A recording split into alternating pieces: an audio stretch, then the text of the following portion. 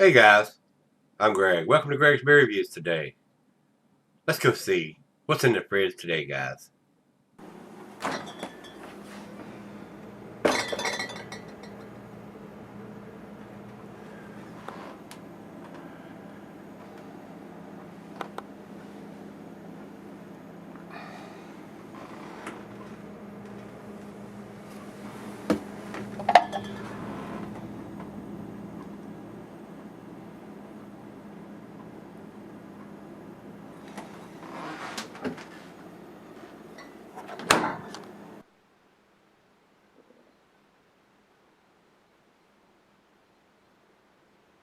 Hey everybody, welcome to Gregsbeerreviews today. Thanks a bunch for stopping by. I do appreciate it. Guys, we got a Wicked Weed Brewing beer here. This is their S'mores Stout, a 9.2% alcohol by volume. Beer Advocate has it listed as 9.8, so, and they're showing a can, so evidently these guys have done it before, but this one I am having here is 9.2%. And of course, Beer Advocate clumps them all in the same category no matter what batch or year it's from, so another reason I don't care for those guys, but I'm still using them for some stupid, dumb reason, but I'm just trying to give you more information from different sites along with what I'm thinking about the beer. But with them clumping them, all the beers that are named S'mores Stout from Wicked Weed, it's hard to get correct information a lot of times. For Untapped will differentiate between years and ABVs a lot of times. Not always, but a lot of the times. These guys are down in Asheville, North Carolina. I have been to this brewery. That was before they were bought out. I don't buy their beers anymore because they sold out, but that is to each its own there. I mean, a lot of people don't care if they're making good beer, tasty beers, they still buy them. And I can understand that. I mean, when a big brewery walks in with a pocket full or a suitcase full of money, you got to realize that a lot of the people will sell out, and it's happening more and more and more nowadays because it increases their distribution, it increases their funding for expansion. So I mean, there's a whole lot of reasons to be for doing that. But once more than 25% of that brewery is owned by a big beer company, they're no longer considered a craft beer. And that's important to me, being a craft beer reviewer. But like I said, I still review Bourbon County series stouts from Goose Island and a lot of other beers that are sent to me that have been sold and bought out by the bigger breweries. And then, like I said, it's happening more and more and more every day. These craft beer breweries want to cash in on the craft beer scene that's been going on for quite a while now. So, I mean, there's reasons for doing that, and reasons guys like me are against that. But, yeah, to each its own. So, if you still want to support those guys and buy their beers, by golly, go grab all you can get your hands on. But like I said, when they're sent to me, I am obligated to review them because they have paid their money on buying that beer and paid money to send it to me. So I'm still going to review them guys. So over to Untapped, they do have it listed at 9.2%, and the picture of the beer I'm looking at on their site has the bottle that I'm looking at right here. And they have it at 40 IBUs. And on the back of the label here, it says, it's either 08 or 03. Looks like 8. 08 28 19. So it's been in the bottle several months now. Still should be tasty. I mean, it's a 9.2% Imperial Stout. And I'm not seeing anything about any kind of coffee that's going to fade or anything on it. This says it's a s'mores beer. It should have that graham cracker, marshmallowy, vanilla taste to it. And it's not barrel aged or anything like that. So we shall see what it brings to the table. I do enjoy that style of beer, guys. Not something I want to drink every day, but it's a nice change up. So, commercial description over at Untapped says, hey, do you want a s'mores? Some more what? No, no. Do you want a s'mores?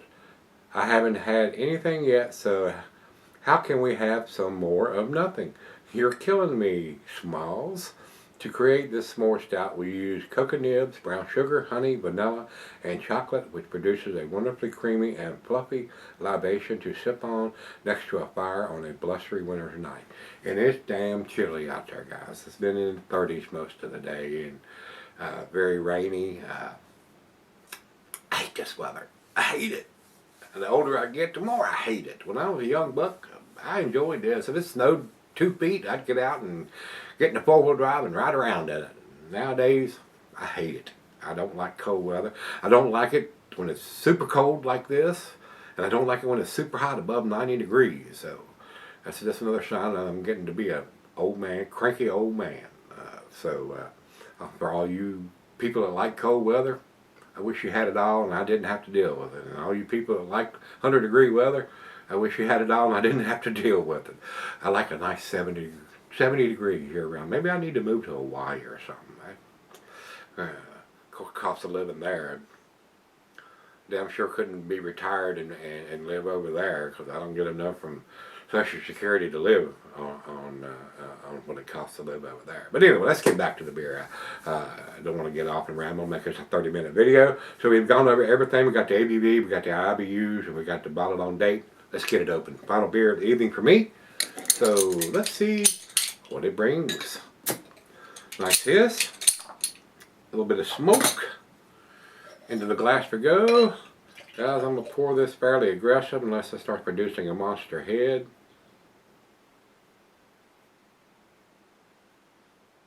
Straight down the center on this one. Alright, very nice label, very colorful label. A little over a finger of head on that pour. It does look very dark in the glass over into the light. Very nice looking beer. A little bit of red ribbiness around the thin part of the glass on the bottom. To the nose we go. I want to tell you this was sent to me by Jason and Julie. Thanks a bunch for sending this beer to me. I do appreciate it, guys. Hope it's going to be tasty. Cinnamon, vanilla, roasted malt. I don't know if I'd go to the aspect of saying it smells like a s'more, but I am getting the cinnamon, vanilla, and maybe a little, I don't want to say marshmallows because that's more like vanilla. Cinnamon, roasted malt, chocolate, and vanilla. I have had better smelling s'mores beers than what I'm getting on the nose from this, but the taste may be a little different. Smells pretty good. Let's dive in. Cheers, everybody. Cheers, Jason and Julie. Thank you so much. I do appreciate it.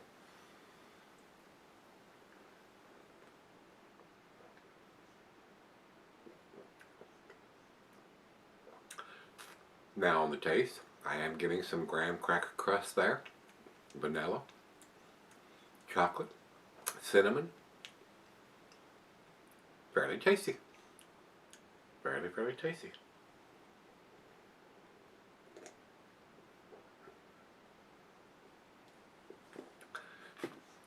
Nice and sweet, not overly sweet, but like I said, it's a good beer to have on a nice cold wintry night, sitting by the fireplace or the gas logs or something.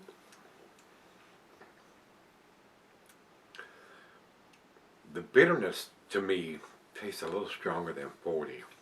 I am getting some bitterness on the back end,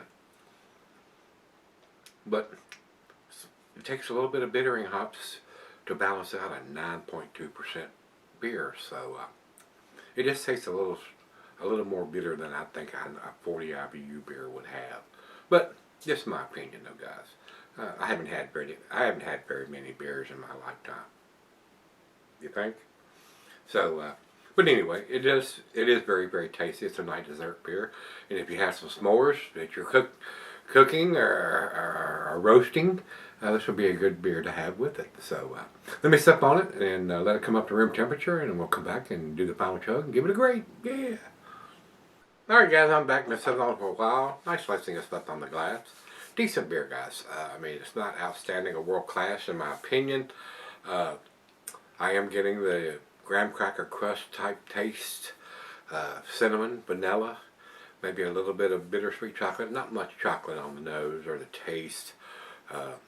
It does have the bottled on date on the back of the label here, and it does have the ABV written on it, so that's the two most important things on a Imperial Stout.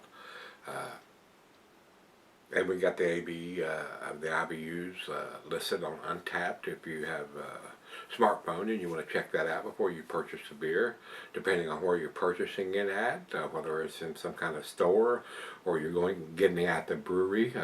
They would probably have that information listed somewhere on a board or something at the brewery to let you know what you're buying as far as IBUs. Or you can get it probably from their website, which I never go to on the beers that I review. A lot of people criticize me for that, but I don't. I don't want to be influenced by what they're saying. I would rather hear what other people are commenting on the beer and saying about the beer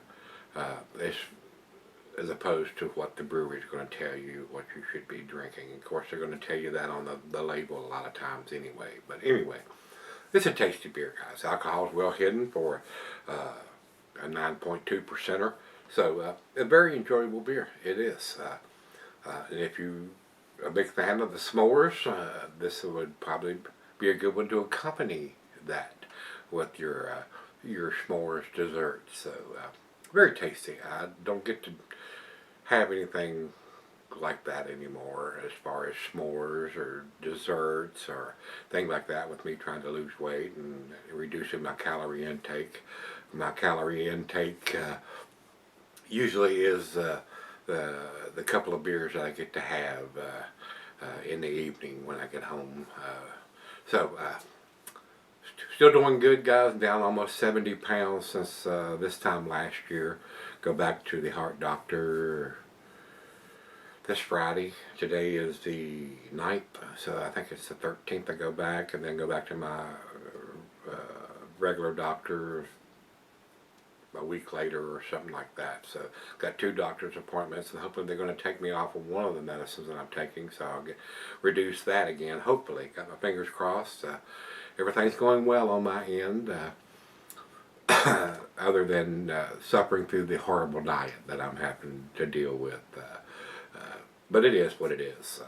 You know, almost 63, be 63 next month. So after 62 years of eating what I wanted and as much as I wanted, I'm having to cut back on all that now. But it's part of getting old, guys. So all of you young people that don't have any kind of medical problems, it's coming. So take care of yourself. So with that, let's very nice aroma, guys. It is. I don't get so much graham cracker on the nose, but I'm getting it on the taste. Final chug.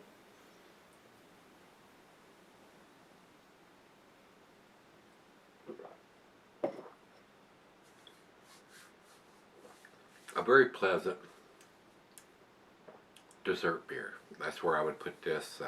Not something I'd want to drink every day, but glad I got to try it. So thanks again to Jason and Julie for sending it to me. They sent me 3 or 4 of the Wicked Weed beers, and we're going to review every one of those, and they may come back to back here.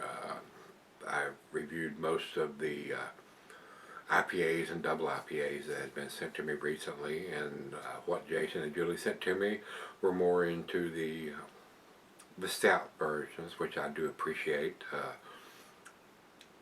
I like having those for the final beer of the evening.